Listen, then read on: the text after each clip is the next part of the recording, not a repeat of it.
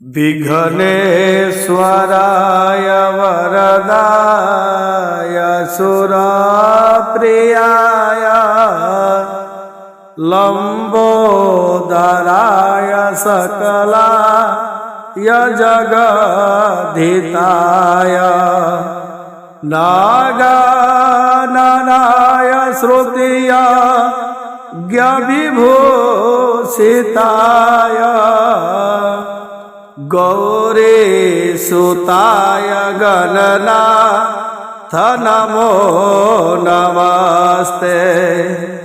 जय श्री राम, जय हनुमान जी। दोस्तों, कैसे हैं आप सब? तो आइए, आज बुधवार का दिन है। श्री गणेश जी महाराज का भजन के माध्यम से सेवा है। आइए श्री गणेश जी महाराज का सुमरन सुनिए। काहे नइखी आवत ये बाबा, सेवकार रो बोलावता। काहे नइखी आवत ये बाबा, सेवकार रे बोलावता। सेवकार रे बोलावता ए बाबा, सेवकार रे बोलावता। सेवकार रे बोलावता ए बाबा, सेवकार रे बोलावता।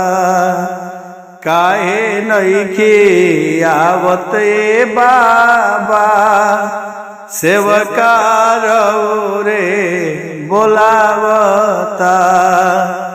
काहे नइखी आवत ए बाबा, सेवकार रे बोलावता।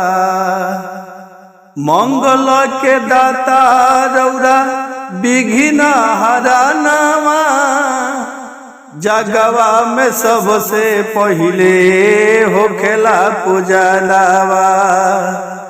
मंगल के दाता बाबा विघ्न हरनावा, जगवा में सबसे पहिले होखेला पूजनावा।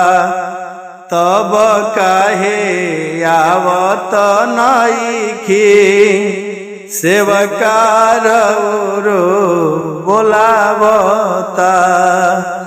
तब काहे आवत नइखी, सेवकार रो बोलावता। रिद्धि और सिद्धि जी के रउए सजनावा, शुभ और लाभ बाबा हुए ललनावा।